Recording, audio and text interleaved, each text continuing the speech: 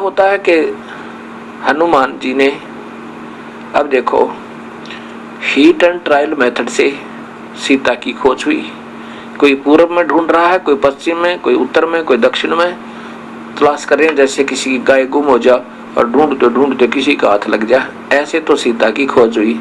तो समर्थता का यहाँ प्रमाण आपके सामने आएगा कि भगवान श्री राम कितने समर्थ हैं, क्योंकि काल इन सबको नचा रहा है।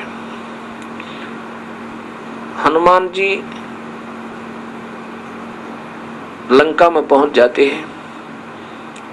लंका में सब जगह ढूंढते ढूंढते पता लगा कि एक औरत को रावण ने नौलखा बाग में बंद किया हुआ है। आशा का चिराग जगा। हनुमान जी वहां देखा जाकर के हनुमान जी ने देखी वहां की गतिविधि। पहले तो एक छोटा रूप बना के बंदर का, और उसी वृक्ष पर बैठ गया जिसके नीचे सीता मायूस और दुखी दिल से रो रही थी और बैठी थी, बहुत कमजोर हो गई थी। उसमें रावण आता है अपने सैनिकों को, अंगरक्षकों को लेकर, और कहता है कि तू मेरी बात स्वीकार कर ले, तू मेरी पत्नी बन जा, मैं तुझे माफ कर दूंगा, नहीं तेरी गर्दन काट के छोड़ूंगा, नहीं तड़फा तड़फा के मारूंगा तुझे। सीता ने कहा कि ये जान जा सकती है राक्षस, ये शरीर को तू छू नहीं सकता। काफी देर डरा धमका के चला जाता है। हनुमान ऊपर बैठा देख रहा है। कुछ देर के बाद हनुमान जी ने, जो श्री राम ने अंगूठी दी थी कि सीता इस अंगूठी से तेरा परिचय सही मानेगी, नहीं तो विश्वास नहीं करेगी, जिस पर श्री रामचंद्र लिखा हुआ था, खुदा हुआ था। अब जो ही ऊपर से वो अंगूठी यानी छाप डाली, वह रिंग डाली सोने की, सीता ने देखा श्री रामचंद्र जी की अंगूठी को, जो रोज देखा करती थी, तुरंत पहचान ली। ऊपर देखा, ओहो ये तो बंदर बैठा है, और कहने लगी, रे बंदर, तूने एक जख्म और कर दिया मेरे हृदय में। पहले तो यह महादुखी थी, मेरा अपहरण हुआ, और ऊपर से वनवास था, और ये मेरे पति की मृत्यु की खबर लेकर आ गया तू। वो खा लिया किसी जंगली जानवरों ने।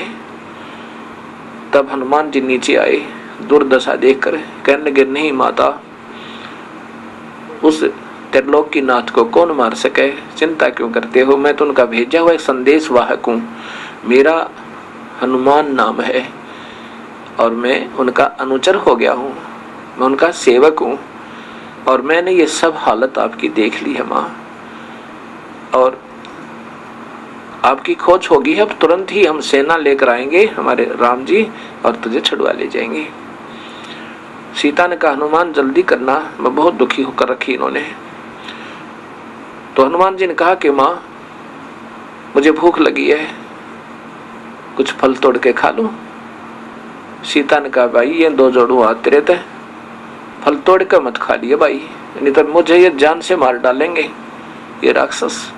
बेटा भाई, कोई नीचे गिरा हुआ ना, नीचे गिर गया हो, पड़ा हो टूट के अपने आप, तो फल खा लेना, नहीं तो मेरा ब्योत नहीं तुझे भोजन भी कराने का, मेरी हिम्मत नहीं है इनको कुछ कह दूं, और तो फल तोड़ के खा लिया ना, मेरे को कोड़े मार लगाएंगे ये।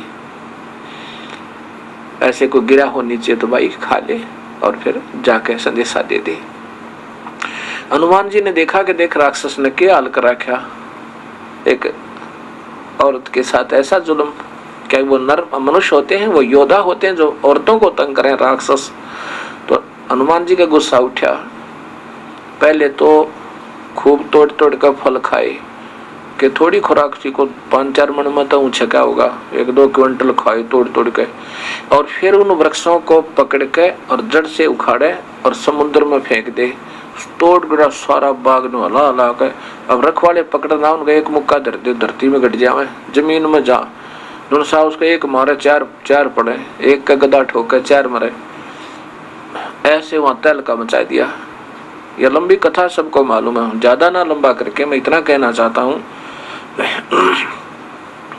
फिर सीता से कहा कि माँ मैं अब जा रहा हूँ। सीता जी ने अपना कंगन, हाथ का कंगन दिया, सोने का बना हुआ एक, और कहा कि हनुमान जी ये कंगन ले जा भाई, इस कंगन के बिना भगवान श्री राम विश्वास नहीं करेंगे कि मेरी तलाश होगी है, क्योंकि वो बहुत दुखी है, उनका विश्वास उठ चुका है। ऐसे ही हनुमान जी वहां से कंगन लेकर वापस छलांग लगाई और एक सुबह सुबह एक पहाड़ी के ऊपर आके वहां उतरा। वहां देखा एक निर्मल सरोवर है पहाड़ के बीच में। वहां सोचा स्नान कर लूं, साथ में समुद्र है। उस निर्मल जल सरोवर में स्नान करने के लिए उस कंगन को एक पत्थर पे रख दिया और कपड़े उतार के वहां स्नान करने लग गया।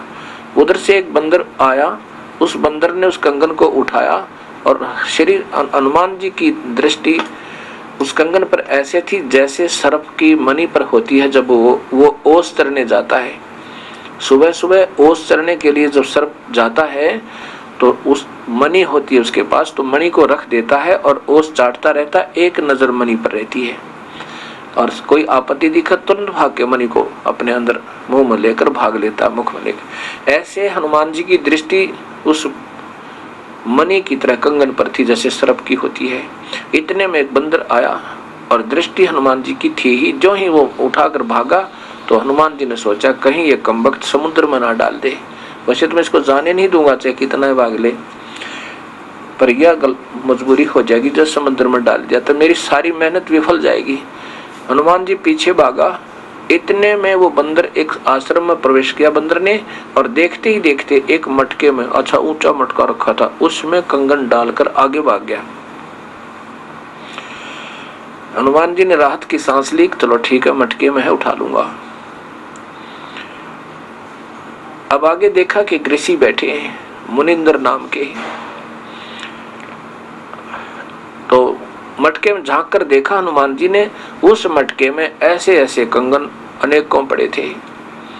उठाकर देख रहा है, विचलित हो गया कि ये तो सारे एक जैसे ही हैं, ना जाने वो ओरिजिनल कौन सा है। बड़ा असमंजस में हो गया कि तो बात बिगड़ गई। ऋषि के पास गया, ऋषिवर मैं हनुमान हूं, पवन पुत्र हनुमान हूं और श्री राम का दास हूं, श्री रामचंद्र जी का। और ऋषि जी सीता जी की खोज हो गई है। मुनिंदर जी कहने लगे कौन हनुमान, कौन सा हनुमान, कौन सा राम, कौन सा सीता, बता तो मुझे। तो हनुमान जी कहने लगे ऋषि जी आप कौन सी दुनिया में रहते हो? सारे जंगल में सबको मालूम है कि सीता का अपहरण हो गया। श्री राम की पत्नी अर्थात त्रिलोकीनाथ श्री राम की पत्नी सीता जी का अपहरण हो गया था, उसकी तलाश में करके आया हूँ। तो मुनिंदर जी ने पूछा मैं यही पूछना चाहता हूँ कि कौन से नंबर का राम है ये श्री राम दशरथ पुत्र? अब हनुमान जी कहने लगे ये क्या बात करे हो आप, नंबर क्या होते हैं? अकान नंबर होते हैं भाई हनुमान जी, बैठ जा तुझे बताता हूँ। ये काल के जाल में फंसे हुए हो तुम सभी, और इस काल ने ये मेरी प्यारी आत्मा ये सभी यहाँ पर उलझा रखी है। पूरी कहानी सुनाई। हनुमान जी को कुछ बात स्वीकार हुआ, कुछ अस्वीकार हुआ, चिंता बनी हुई है कि मैंने जाके संदेशा देना है। कुछ सुना बातों को, कुछ नहीं सुना। फिर कहा कि ऋषिवर मुझे ये बता कि ये कंगन कौन सा है मेरा? मुनिंदर जी ने कहा कि आप कोई सा उठा लीजिए वही तेरा होगा, वही वो सीता जी का वही कंगन होगा, उसमें कोई अंतर नहीं, बेसिक मिला लेना। फिर सारी कहानी बताई मुनिंदर जी ने कि मैं यहाँ बैठा हूँ और ये रामचंद्र 30 करोड़ होकर जा लिए। बोला 30 करोड़? हाँ ये रामचंद्र तो 30 करोड़ हो लिए। तेरे जैसे हनुमान नई आत्मा आती है, अब आप अपनी मलाई खाकर चले जाओगे। शुभ कर्म है आपके, अच्छे भक्त आत्मा हो, सत भक्ति, क्योंकि पूर्ण काल की भक्ति आपको मिली नहीं, काल की भक्ति आप कर रहे हो, पूर्ण परमात्मा की भक्ति सही तुम्हें प्राप्त नहीं। तो ऐसे ही अपने मनुष्य जन्म को बर्बाद करके कुछ दिन स्वर्ग में रहोगे और फिर कुछ दिन अपने नरक भोग कर 84 में चले जाओगे। और नए युग में, त्रेता युग में नया तू होगा और नए और नव कितने की राम होकर जा लिए ये अवतार। और जितनी बार भी तुम आते हो ऐसी घटना घटती है और यही हनुमान आते हैं और मैं वो ये कंगन इसमें डाल जाते हैं। तो हनुमान जी ने कहा कि एक कंगन तो जैसे आप कह रहे हो कि ले जाइए वही होगा, एक कंगन तो हर बार हनुमान ले ही जाता होगा, फिर इस मटके में कहां से आ गए वो? कबीर साहब ने कहा कि इसमें मेरी शक्ति काम करती है। मैंने इसमें एक ऐसा आशीर्वाद दिया कि इसमें डुप्लीकेट कॉपी जो की तो बना दिया ओरिजिनल जैसी। एक कटोरी उठाई, उसकी एक कटोरी उठाई साहिब ने कांसी की और उसमें डाल दी। डालते ही 2 होगी, एक जैसी कप, बिल्कुल सेम टू सेम। अब देख पहचान ले कोई सी ने। ऐसे ही इस बंदर के यहाँ डालते ही इसमें 2 कंगन बन जाते एज इट इज, और एक आप ले जाओ। ऐसे ही वो हनुमान एक ले जाता, एक इसमें रह जाता। ये 4 काउंटिंग, ये यादाश्त के लिए, ये गिनती के लिए यहाँ रख लेता हूँ। और हनुमान जी भक्ति कर ले डंग दबाई, विधिवत साधना करो। ये निरंजन ब्रह्म तक की साधना था, शंखों बार कर ली तूने।